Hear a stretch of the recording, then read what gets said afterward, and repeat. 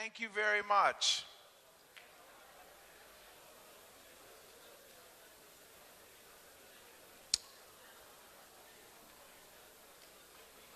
Okay.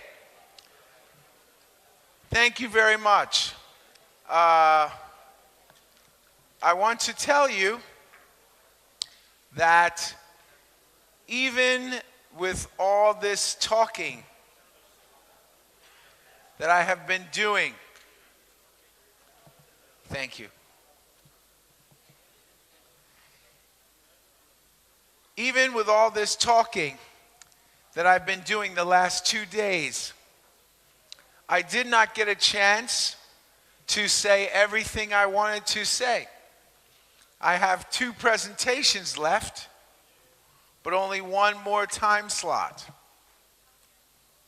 So I had the choice whether to talk about planning for the season or to talk about what to do with the juniors to make them into good seniors. I decide I will talk about this instead. I put the other presentation in my pocket, and then maybe your federation will ask me to come back and I can have so much fun again. This is my idea. This is my plan.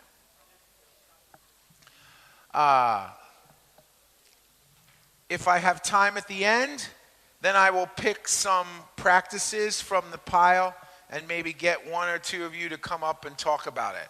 One for sure because he did something that I do, so.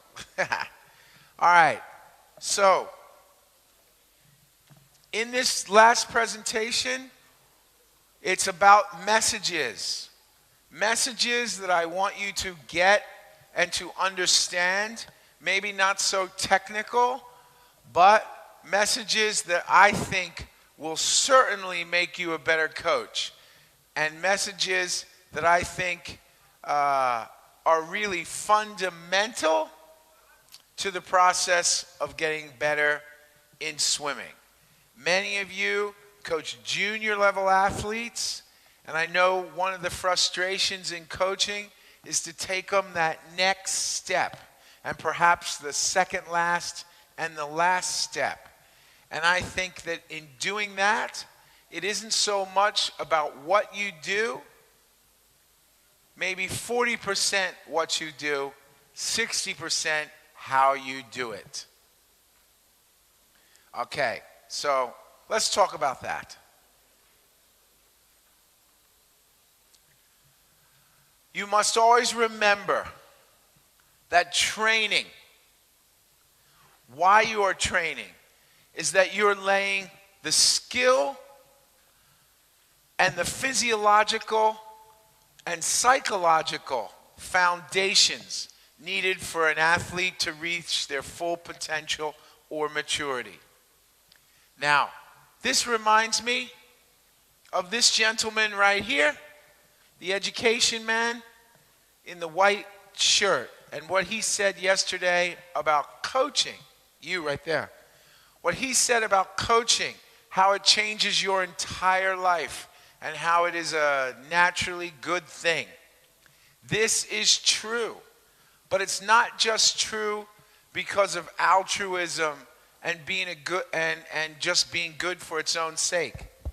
If you are clever and train the swimmers in all areas of their life, skill level, psychological level, and physiological level, this will not only make them a better person, it will also make them a better athlete, without question. So you need to understand that your job as a coach is to think about all areas of their life as they grow to reach their full potential and maturity.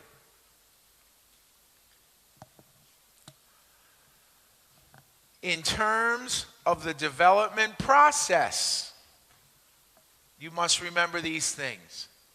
That aerobic endurance is the critical factor in all races, even the shortest ones.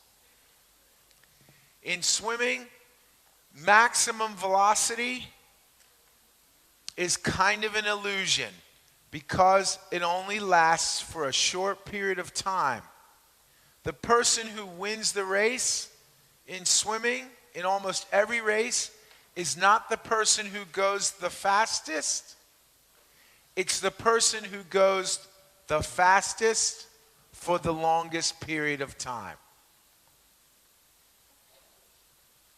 Even in 50 meters. Maybe someone can go 2.8 meters per second, but that only lasts for 2 seconds.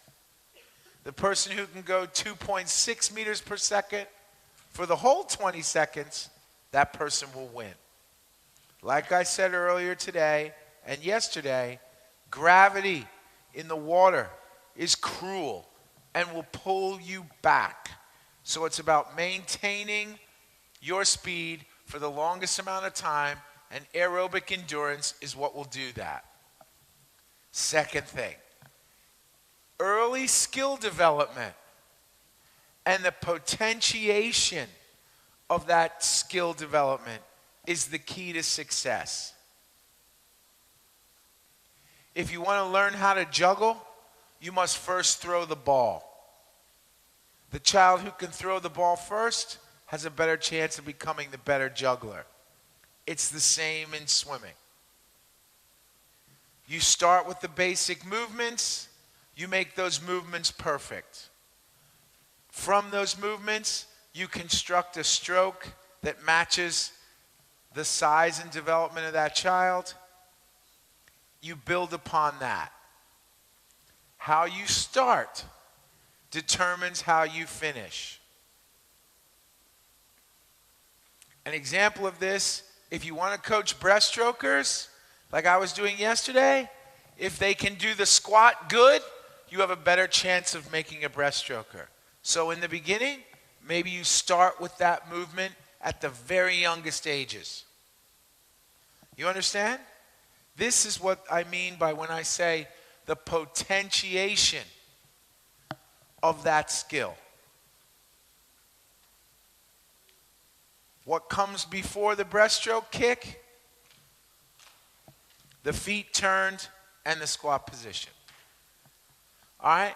And then the development of the working capacity of energy systems works best when you do them concurrently. That means one upon the other, upon the other, upon the other. Not just one for a whole year, and then another for another year. But when they work in concert and together.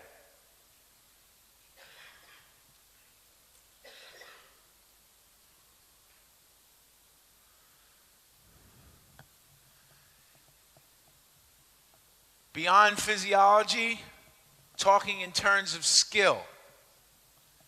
In terms of skill, you must begin with the physical preparation for the skill. Moving. Those things we saw on the videos yesterday.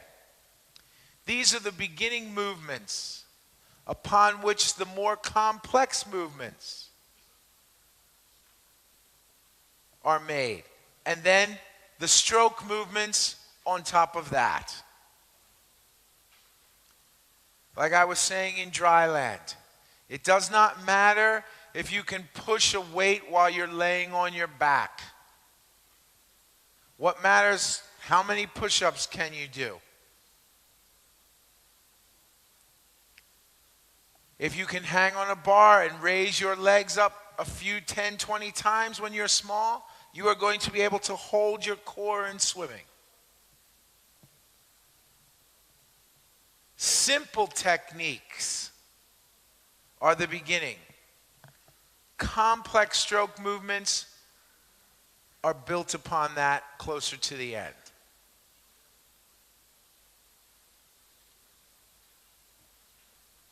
From small to larger.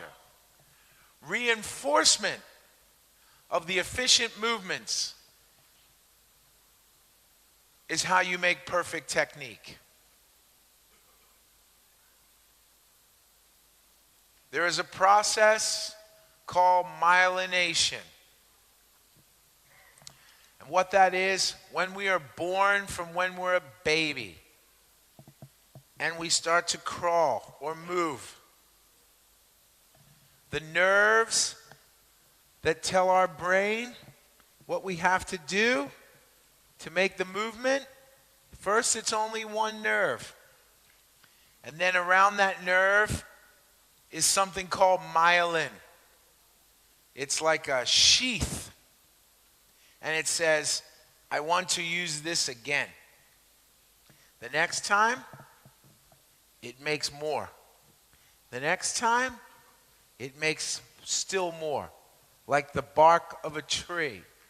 And it makes those particular nerves stronger and stronger and stronger. And we call that process myelination. This is what you're trying to encourage. But the way it works, it wants to repeat the same movement. So you're always moving for a perfect movement or a better movement. And then that reinforces the better and better and better movement. One tiny bit at a time.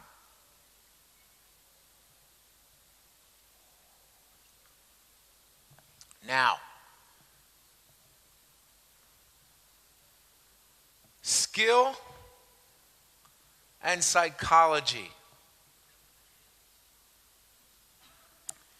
In terms of your physical movements, you want to have two things working together.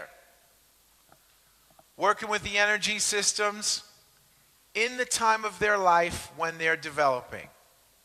We talked about myelinization, the potentiation of skills. This works best when they're small. When they get to puberty, the energy systems become more important. You must answer that hormonal developmental call. But hopefully, when it's time to train to the energy systems, the movements are very good. Or at least the basic movements are very good. Hopefully, if you've done your job very well, they're good enough that they can be put together to make a complex stroke and to train that complex stroke with energy systems. If you've taken a shortcut, this will be more difficult. If you just had someone swim incorrectly because they're big and you tried to make them strong because they could win at an early age, it will be much more difficult to make the movement smooth. If you start out with a smooth movement, you can always speed it up and add power to it. Now, the most important thing I will say in 3 days is coming right now.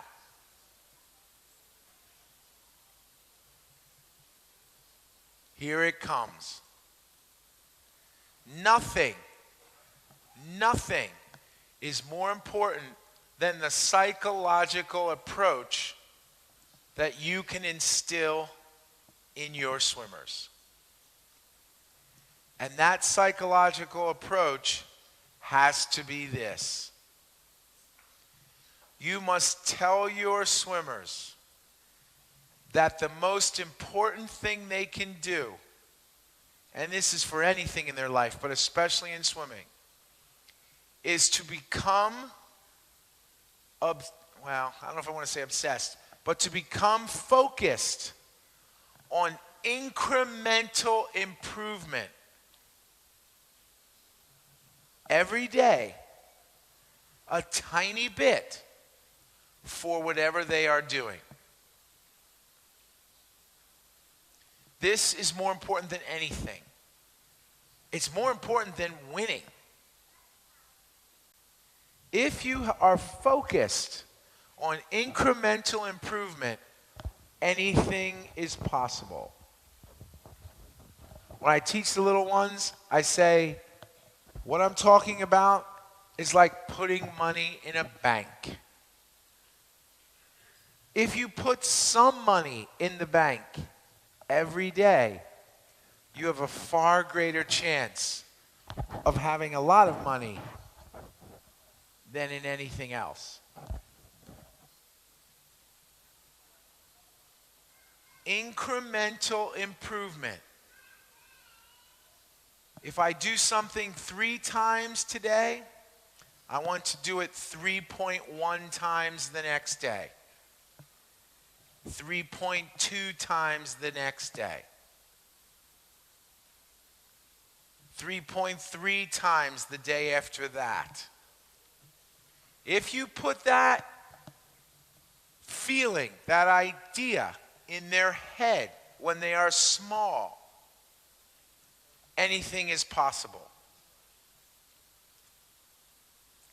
If, however, instead, they are only motivated by the desire to win when they are 10, 11, and 12, and nothing else, the chances are their success and your success will only be temporary. This is the most important, valuable lesson that I can teach you. In a few slides, we'll talk about this some more. But I really want you to hear what I'm saying.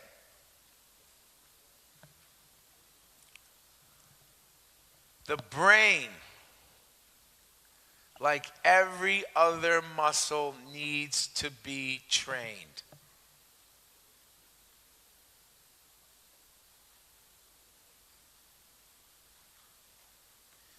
Now, yesterday, I did start to talk about this. And I talked about a famous professor at a place called Stanford. Her name is Carol Dweck. And she wrote a famous book called Mindset, which for me is the most valuable book almost for anyone. But whenever I have parents want to tell me, yeah, my child, they need to do this. My child, they can win that. My child, why aren't they winning? I just say, stop talking. I get this book. I give it to them. And this book tells the story of how to achieve the highest things in education, in sport, in life. You must have what she refers to as an open, or another word for it is growth mindset. There are only 2 kinds. Open or growth mindset, or fixed mindset.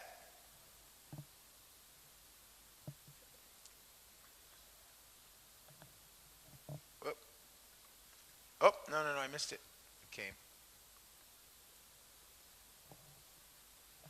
This is my favorite chart right here. My favorite, but it's too small for you to see. Oh, I can't read it.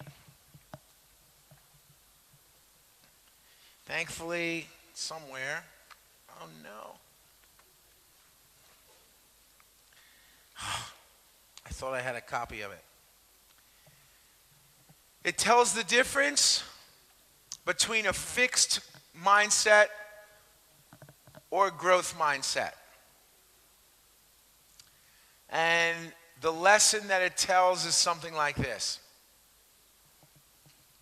If you have a small child, and maybe they have a talent for something, maybe even academics in school, and they go and they take a test. And maybe on the test, they get a 98. And they come home, and the parent says, "Oh, my goodness, you did great. You are very smart." The next time they go to take a test again, they think that everything less than that will be a failure. Remember, they only have 2 more points for perfection. So what do you think will happen? Maybe they only get a 95. And maybe the person says, "You're very smart, but you didn't do as well this time." Then your brain will develop defensive strategies, never to be in that situation again. And this is the beginning of giving up, not trying so hard, because if you don't try hard and you don't get the result, then you can say, "Well, I didn't do as well. It's because I didn't try." And this is how you have a slow erosion of success and development. Because the lesson that that child learned was not about the actual taking of the test or doing the race or whatever they did. The lesson that they got was about the result. The result was good, so they thought, "I'm good." If the result is less, they think, "Oh, I must be less." This is the result of the fixed or closed mindset. Instead, we want the growth mindset. The growth mindset is in the exact same situation. The person comes with the exact same score. The coach or the parent should say, "Oh, you got a 98, or you won the race." Then here come the key words. "You must have tried very hard." Then the brain equates the result with the effort level.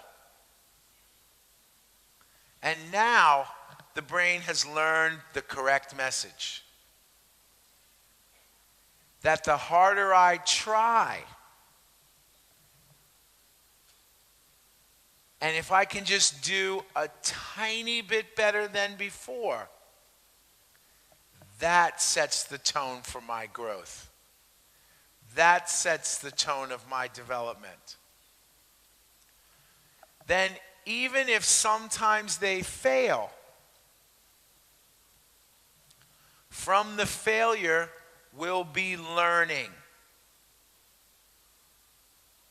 The failure will not change the value that that child or that brain has for itself. The result just becomes a stepping stone to the next time they try.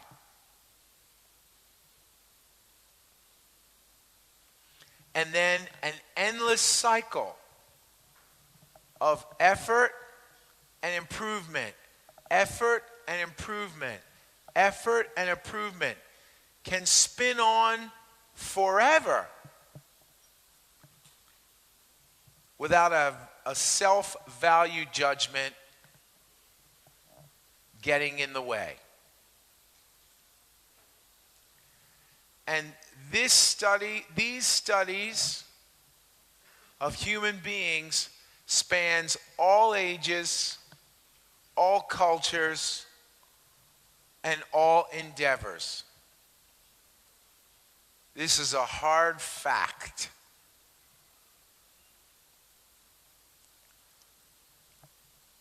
Ruthless attention to incremental improvement every single time you do something gives you almost, well, it's not unlimited potential, but it gives you a chance to reach full potential. Focus, especially in the early stages, on simply the result limits how far you can go. Nothing that I have said in this whole 3 days is as important as this.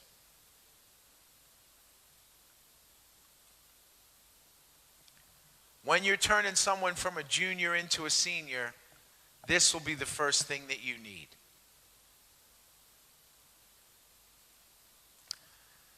The second principle of psychology for me is that the coach must speak to the mind of an athlete.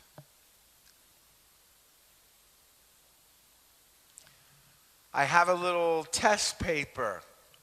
I sent it to the organizers here. It's called a VAK evaluation. I give it to all my swimmers. It's about 20-some questions. And the questions are things like, if you've got something, a new toy, do you want to read the instructions? Do you want to have someone tell you how the toy works? Or do you want to just rip it out of the box, play with the toy, and figure out how it works itself? Think about that. Remember when you were a kid. Which would you rather do? Everybody has one in their mind. Now, I asked them 25 questions like that. Would you rather go to a concert, go to a movie, or go to a party? Would you rather shop for the food and make it yourself? Have someone make it for you? Or watch a cooking show? And when I ask all these questions, I find that V stands for visual. A stands for auditory. And K stands for kinesthetic, which means touching and feeling. And what I find with my swimmers is a lot of times there will be swimmers who everything they check is in one column or the other. There's people that are visual learners. They want to learn by seeing.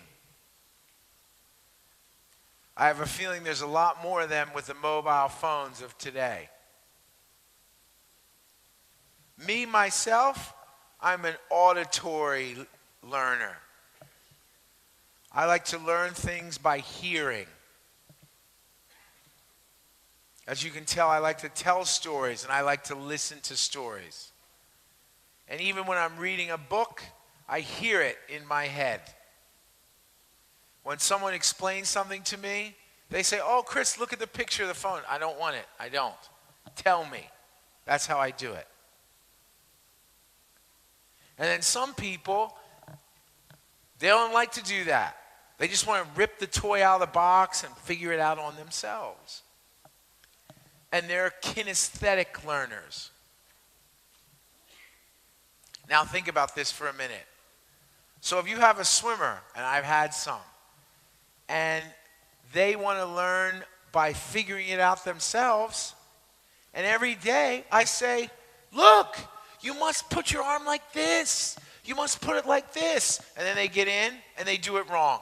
I told you. I showed you. Put your arm like this. They're never going to get it. But if I say, okay, get in, and I remember from either doing it with someone else or doing it myself, put your arm in there and kind of pull it, and you'll have this feeling that your shoulder's coming up a little bit, and then they get in, they do it. But if you keep using your learning system, I'm a talker, I'm a listener. If I do my auditory system to someone who wants to feel it for themselves, guess what happens? A lot of nothing. A lot of bottleneck. So, what you want to do is speak to the mind of the athlete you're coaching. Understand how they learn and understand how you learn, and more importantly, how you teach.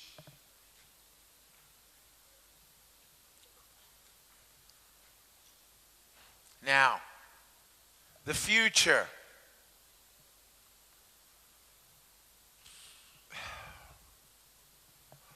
The future, one of the things I think is coming is paying more attention. Now, this is going to become more difficult as the phone grabs the brains of our children even more. One of the things I've started to get involved in is something called martial mindfulness meditation to boost the concentration. Now that sounds a little more scientific than it is. The person I use used to work for the United States Army or maybe the Marines. But they learned some things. If you can teach your athletes to pay more attention, a lot of extra good things happen.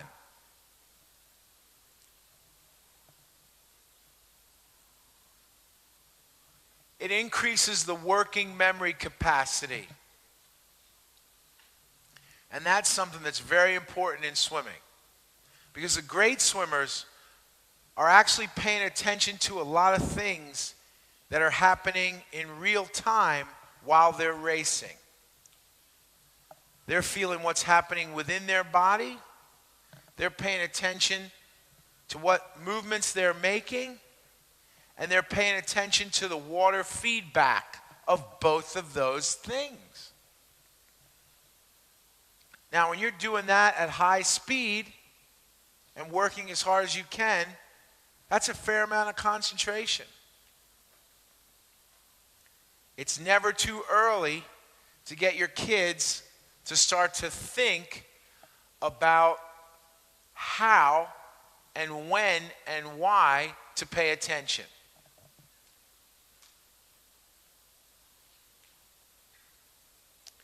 The phrase I've written down there, and I like it, is paying attention to the everlasting but constant present.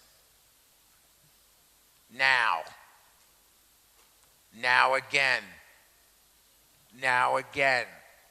It's always now. In a race, it's always now. It's always now. It's always now until it's finished. So, how do you do that? You can probably read a book and figure it out yourself. But some of the things we do is just sit in a chair. Pay attention. We give them things to... Now, I remember, I'm being very careful here. I'm not saying the words think about. Instead, I'm saying the words pay attention to. Thinking about you create an idea in your own head. Paying attention to is something's already happening in the universe and you're just paying attention to it. So when they sit in a chair, I'll say, pay attention to the backs of your legs. Now their brain goes, whoop. It's listening to the nerves that connect to the back of their legs. And it goes, right? I'm sitting in this chair. It feels kind of scratchy. You know, I'm so short, my legs don't hit the ground. My shoes feel heavy. All this is attention to one spot. Can you imagine how valuable that skill will be when instead they're swimming butterfly and they're paying attention to the same backs of their legs and figuring out how much water is moving up off their legs and how much water is moving back from their feet when they kick. Do you understand what I'm saying? Pay attention when you're 8 to sitting in the back of the chair.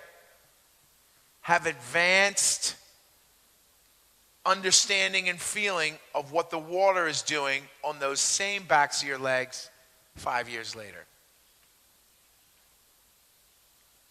This is something you can start that is maybe more important than pushing on a weight or doing something crazy.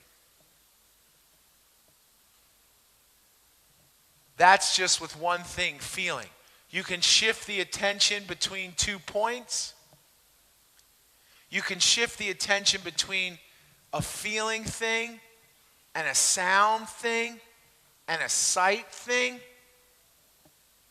and go back and forth between the 3. All that will develop skills for paying attention, which will allow the swimmer to feel the contact between their body and the water, and then between their internal body systems and the water.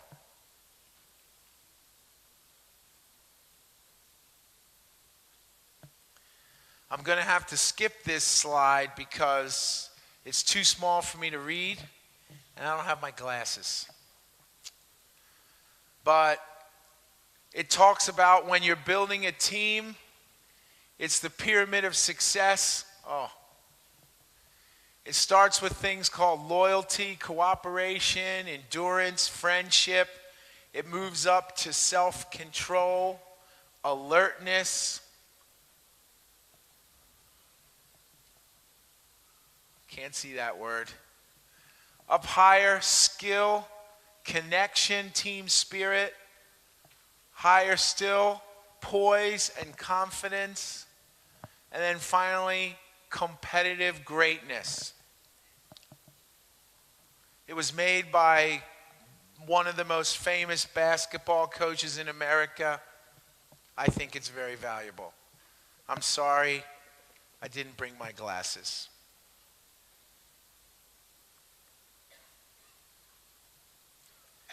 All right. We're coming back to some things I spoke about already. 3 phases of swimming training: preparatory, developmental, competitive. Now, yesterday I told you that in terms of a season. Remember this? But the message I want to say is, it's the same thing, not just in one season or not just in 1 year, but for your entire life. Really, if you have a championship level 20-some-year-old athlete, they're in the competitive phase of their life as well as within the season. And hopefully, you have done a good enough job in the preparation phase, which may have taken years, with the development phase, which also may have taken years, and in the competitive phase, which is the last part of their competitive life. So whether it's one season or 3 years, the cycle of life and the growth within that cycle of life are pretty much the same thing.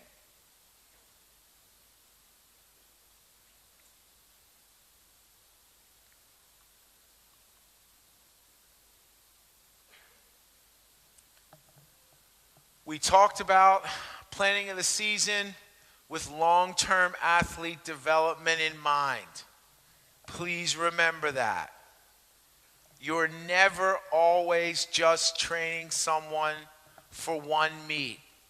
You're training them for all of the meets they're ever going to swim. That's your job. So, when we're doing this, we always want to consider the stage of development that you're coaching for. No one cares who's the 9 or 11-year-old champion. In the long run, that won't be that important.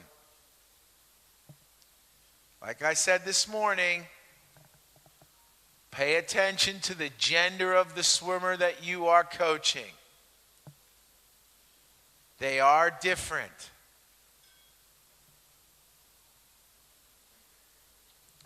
Pay attention to the physiological readiness of that swimmer.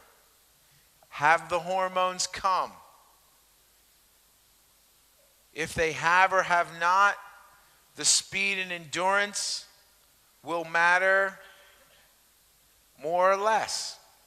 You need to know that ahead of time. And also their competitive readiness. By competitive readiness, I pretty much mean psychologically as well as physically. There are some children, and this is going to sound terrible, but there are some children who you have to prepare them to how to win before you let them win. There are some children that if you let them win too early, without the psychological foundation to understand what trying hard and winning means, they won't continue to win. You must prepare the child. You must prepare the ground with the seeds before you put the seeds down in there.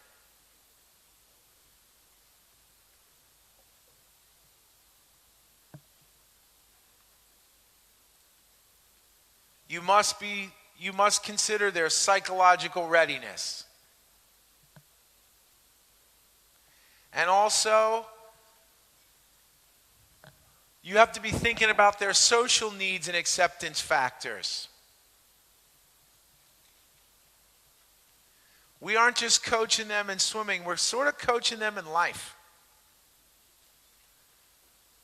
Part of the things you want to do is you want to make sure that the relations within your group are pointed in the direction you want them to be pointed in.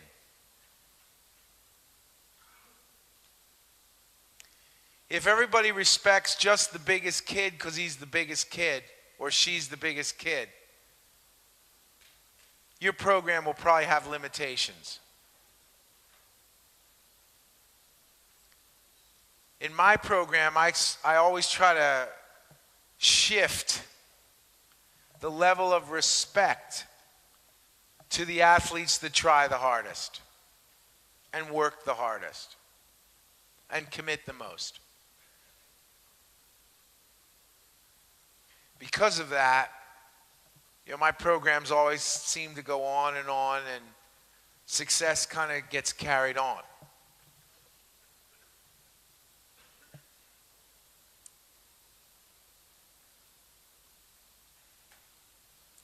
Again, remember, we talked about energy systems.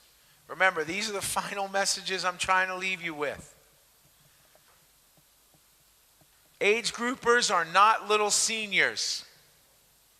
And seniors are not just bigger age groupers. I know you learned that, but I want to make sure that idea sticks with you. 1050s for a 5'10", 12-year-old is not the same as 1050s for an 18-year-old, 10-year-old. All the things we spoke about this weekend about development make those same 1050s completely different. Please remember that. That's a little bit of a play on words. Why energy systems can help, but the wrong training can hurt. Actually, I think I went over that enough.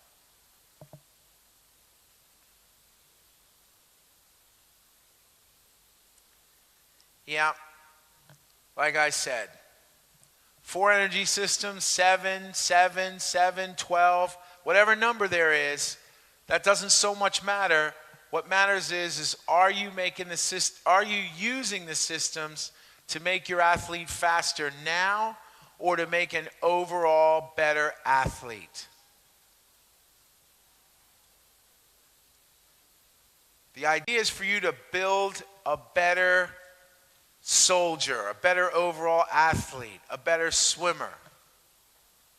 It's not just to make someone faster in the present.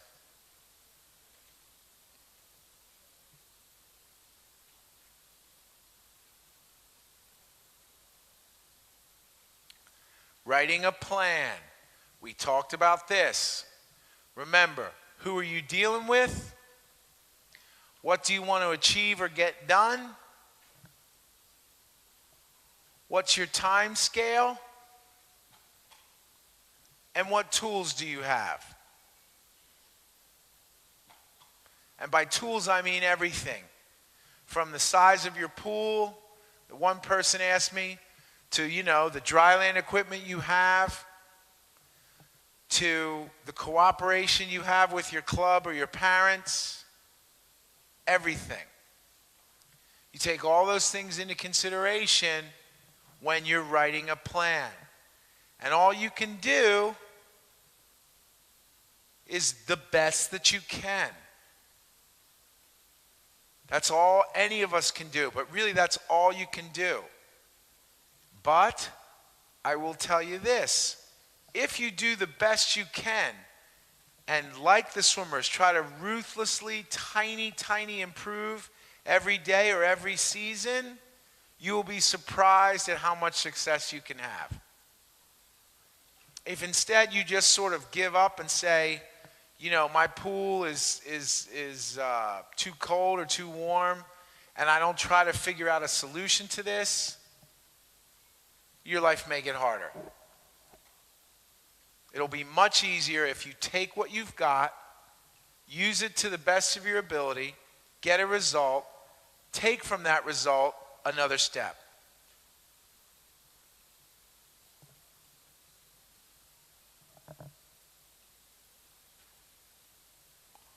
Four questions that I think you should always ask when you're writing your plan, and now you know how to do it. How is it periodized? Does it include psychological skills? Does my plan include motor development? And how many competitive peaks do I plan on having? Now, I think most of you are advanced enough that you're not trying to swim fast every single Saturday. We have that problem in America. There are people who take over teams and they care about winning 10 dual meets. And if they do that, they think it's like soccer. Oh, my season was good. because I beat those other 9 teams. I don't think you should look at it that way.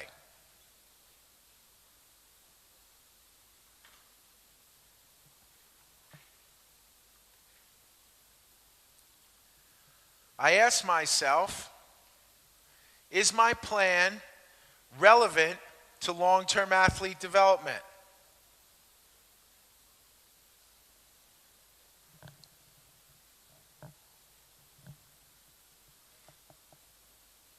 I ask myself, is it compatible with the other swimmers on my team?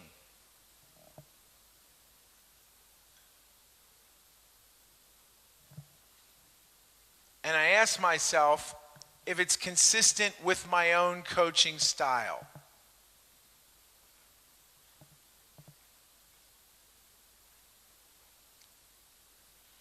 It's very easy to get a book or to go on the internet and to see someone else do something. But if it's not a part of you, if you don't understand why it's being done, and if your understanding of why it's being done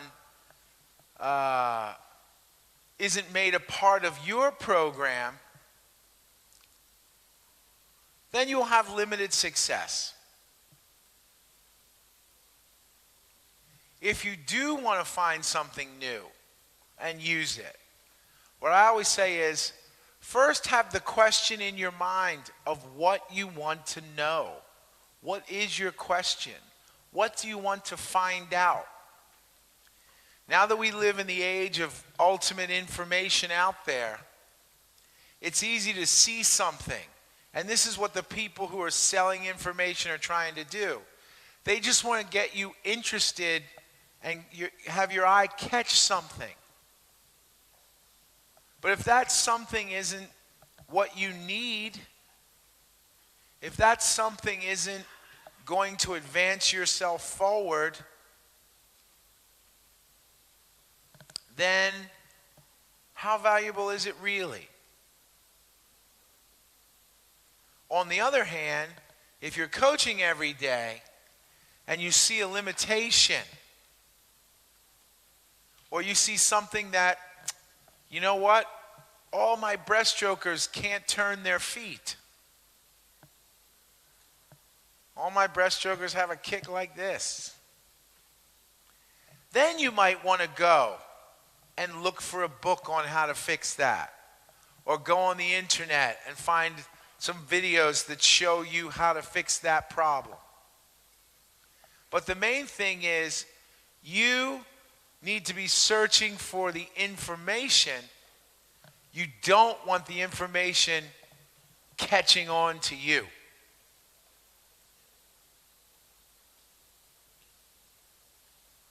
That's an important thing.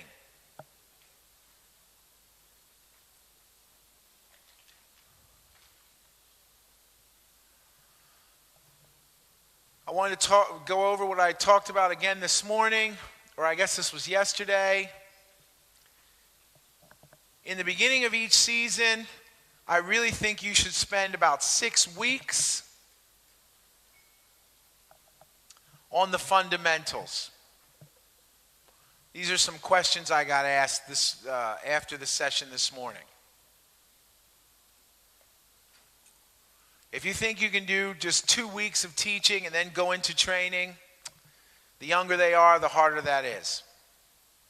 Talking about myelination, you want to get kids to doing it your way, learning and improving for enough time that it starts to stick.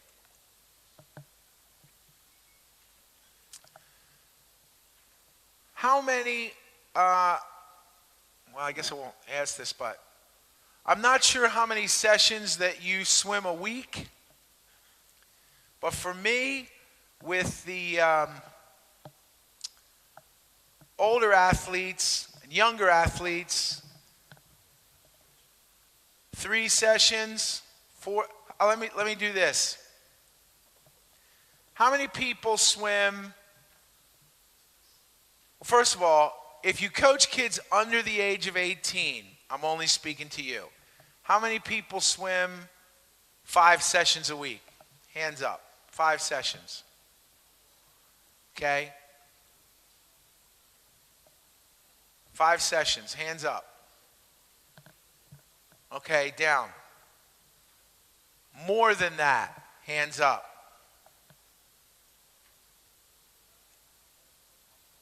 More than 5. Okay? Less than 5.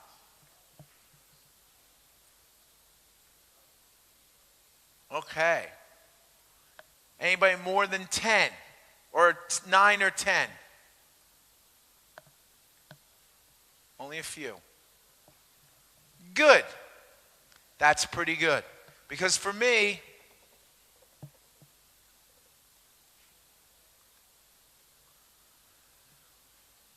I'm hoping and I'm glad up to 9 sessions per week in the water, that would be the maximum for a super developed age group swimmers. There are other things in their life. You want to, take care. I do believe that you want land movements within the water sessions. I begin my sessions walking around the pool if I have nothing else, even on a non-dry land day, doing squats before they start, standing, maybe jumping, stretching, twisting. Many times when they've done a long swim or a fast set of swims, I just say get out of the pool. And when I say get out of the pool, it may be to tell them the next set. But when they get out of the pool, I make them stand like a human being. I don't let them just sit on the block. I don't let them do this. I don't even let them lean on anything. I make them stand. Why? Because I want to have a contrast between the swimming gravity that they were in and the land gravity that they're in now.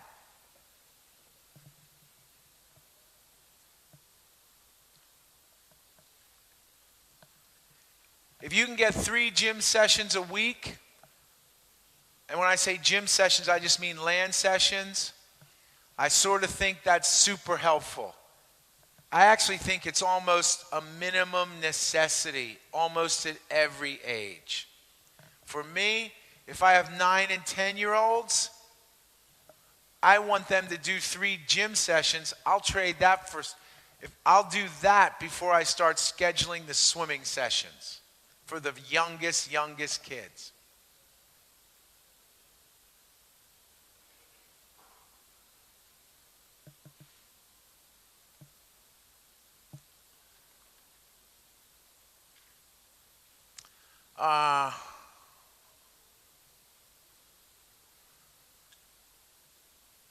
In morning sessions, I try to focus on concentration, dry land, and kicking.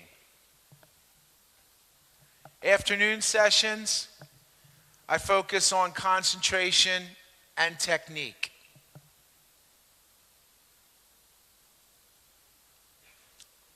With teenagers, what we're starting to learn is that it's very, very difficult for them to wake up. Little children are awake in the morning. Grown-ups are pretty okay awake in the morning. Old men like me, we're very awake in the morning and falling asleep now at times. But teenagers are the opposite. They fall asleep later, they wake up later. So I wish I could fight this trend and do everything in the morning that I could do in the afternoon, but I know it will never happen. So what I try to do is improve their concentration in the morning session,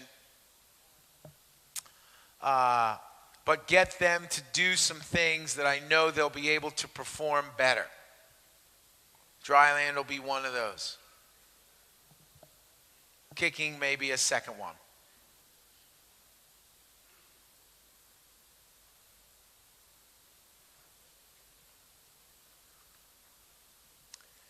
And then, when I'm taking juniors to the senior level, 60% aerobic fitness building, 40% technique.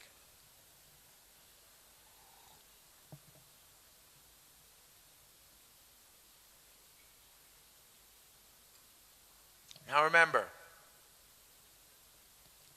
all that I was just saying was, that was my sort of preseason phase. Taking juniors towards the senior level.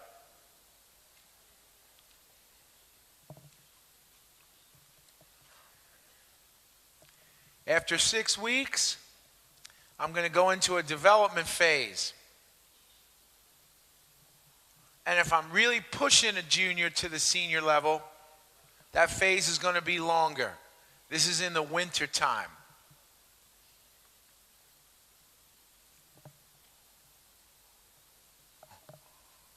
I'm talking about the top kids now.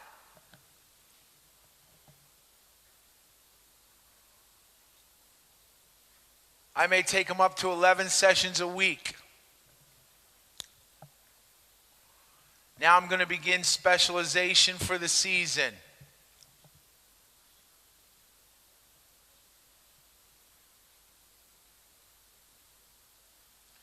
I'm going to introduce cycling from endurance to aerobic emphasis.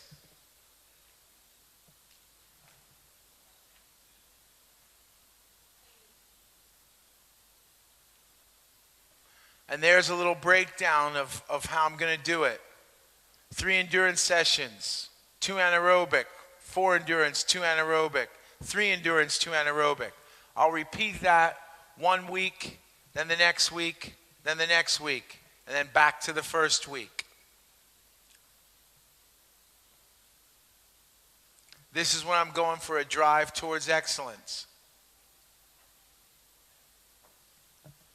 I'm going to now introduce test sets. There are some test sets for speed. There are some test sets for endurance.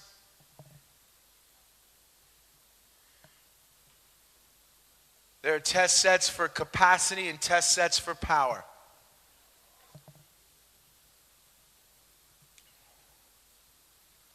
And then, if I'm trying to go for the senior level, the thing they need to eventually learn, if they're going to be champions, is they need to have an ever-increasing focus on technique under stress.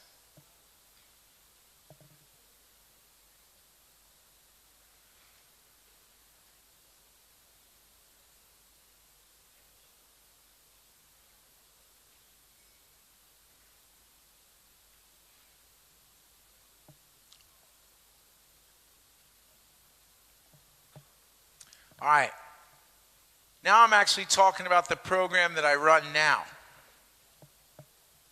And we're talking about really, really high-level swimmers.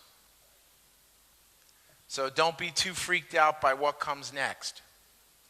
These are some of my test sets that I like to use. And I was going to say, what you might want to do, however, is scale them down for your kids until you can move yourself up to 9, 10, 11 sessions a week.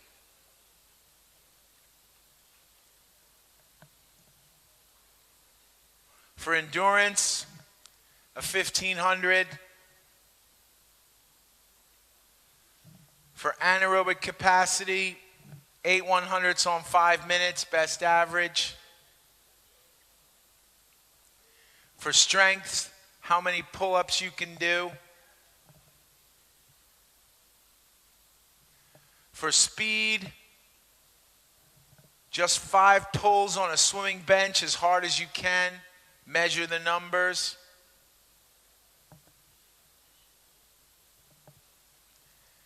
And for a special test, 8 to 12 100s kicking, best average.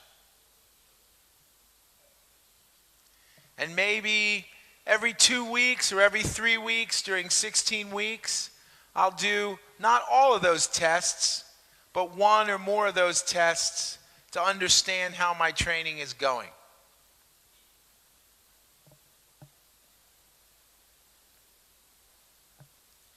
Now, when I get to the championship part of the season, I'm going to maintain the amount of sessions that I swim, but I'm going to reduce the volumes.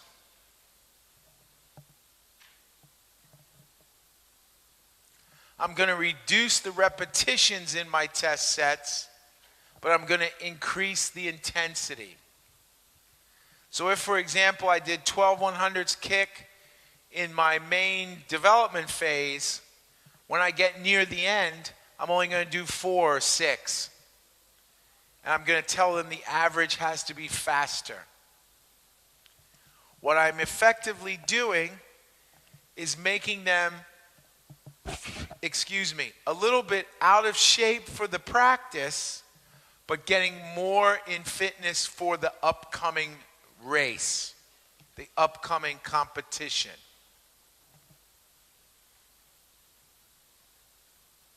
Still, I maximize the focus on technique quality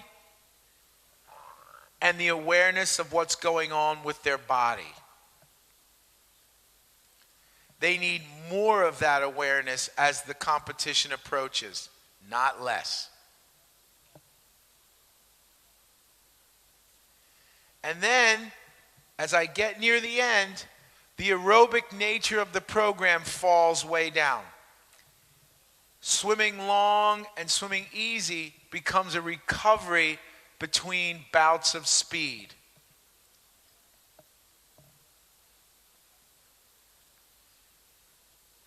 Because, as we know, the competition is coming.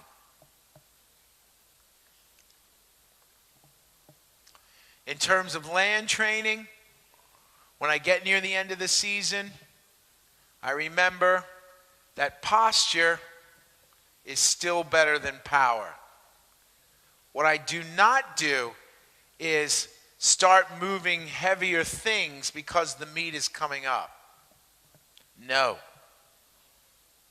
My strength work almost needs to be completed, and we want to transfer it to the water. Your body is smart. You don't want to risk an injury this close to the competition. So you want to put the brakes on.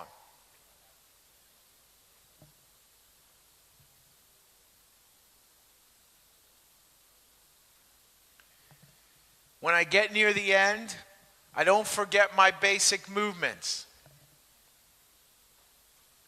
I remind them that it is the simple movement that wins the race.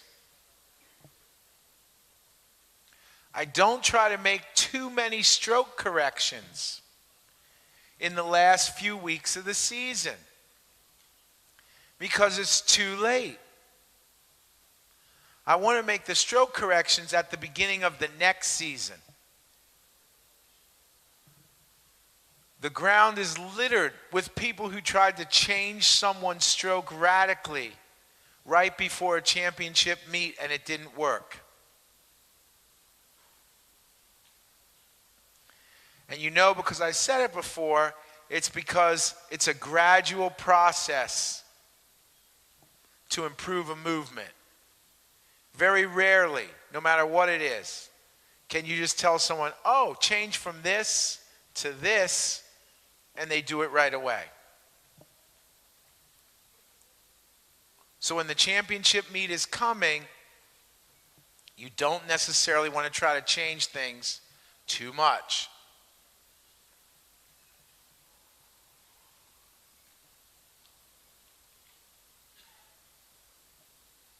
So, in that land training, as you near the end, a few simple exercises and many physical interpretations of those exercises in the pool.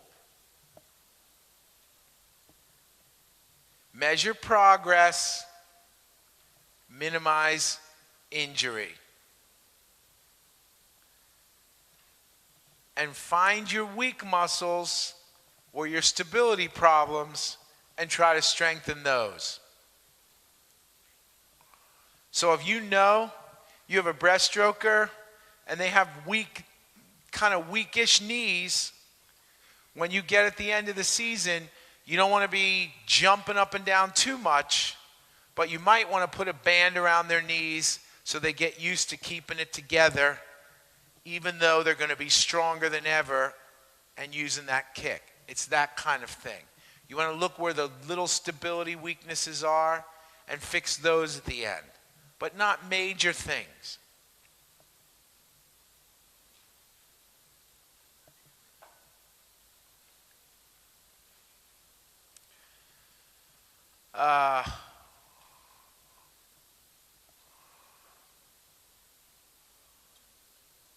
When the season's over and you're starting to implement another plan, remember your goals, both short-term and long-term. Remember that the process is even more important than the plan you're going to write. The plan is the result of good processes, not the other way around. How many of you keep a log book? Hands up. Hands up if you keep a log book in swimming. Excellent. Good. You need to read that log book backwards as well as forwards. I have every log book I've ever written since the year 1983. Every one in a big box. I know now you guys do it on the phone. But I always say, if my house was burning down, the only thing I would try to save is that box. You could burn everything else I own, but please, God, don't burn my logbooks. Because there's so much information in there. I constantly pick them up and look at them. From 10 years ago, from 1 year ago, from 15 years ago, depending on each athlete. I learn from what an athlete did in the past that may help me with an athlete in the future.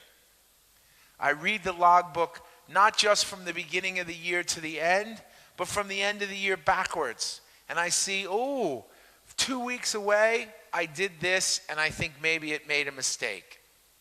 Or 2 weeks from the end, I did this, and it really, really helped. And then when I have another child get to that point, that can help me. And almost a super important thing is you want to see your plan through, but be prepared to challenge your own thinking.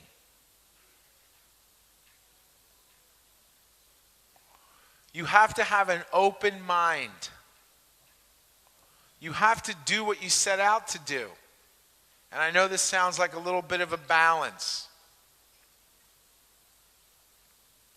But you can do both things at the same time.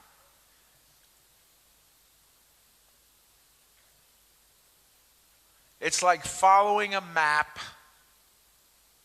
but also knowing where you are in relationship to your goal.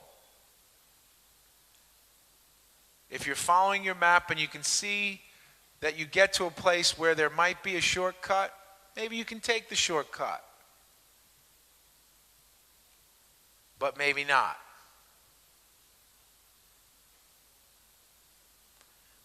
I've always found the more confident you are in your own thinking and what you've done before, the better you are at realizing what can be improved on. The less confident you are, the more everything looks rosy.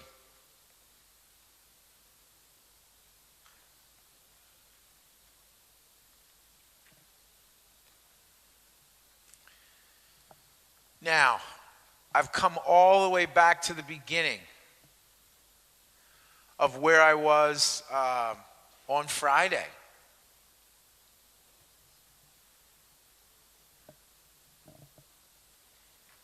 And I want to end up by talking, we'll take a break after this. I want to end up by talking about skill acquisition and how exciting I think it is. Now, when you think about it,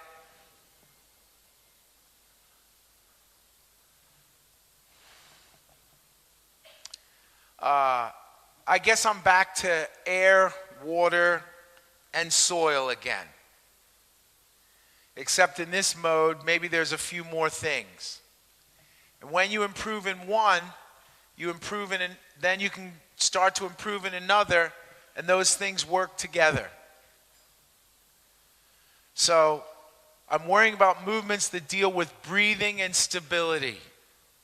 Breathing and stability. I started with that on Friday, and I'm coming back to it now. Those are remember I spoke about on Friday, those are our primitive responses to being in the water. And they will always be there, and we want to deal with movements that minimize that reaction and make it as positive as we can. Exhalation. Not pushing your head up. Being in the water. Enabling your mouth to be half in and half out.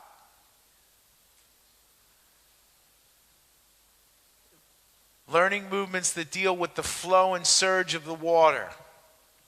Feeling the water move back at you. We started with simple motions. What happens? What do we feel when those motions hit back at us? Movements that deal with the internal sense of the body.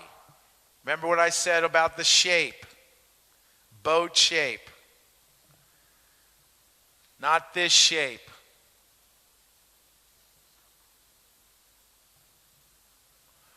Movements that deal where the body's situated in the water. Over rotation, no. Balance, yes. What is my skeleton doing to move me forward? Is it doing a rotation for a long axis? Is it making a snapping movement? And then, at the highest levels, and this is only something I'm just starting to get good at after even doing this for years and years, is understanding what's happening when I'm swimming by looking at the water around me.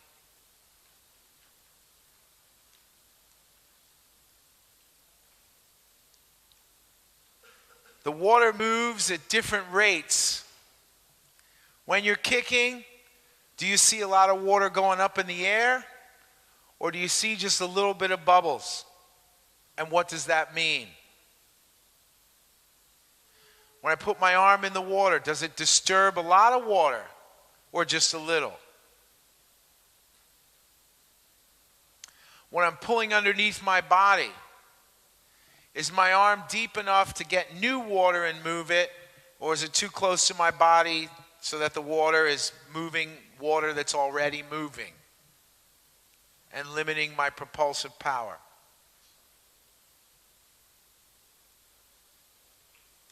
This is sort of the future of where we're going.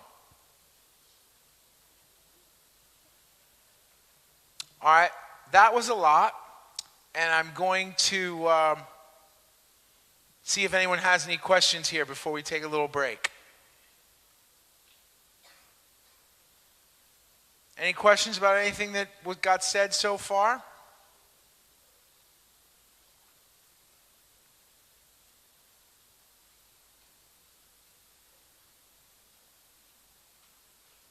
No?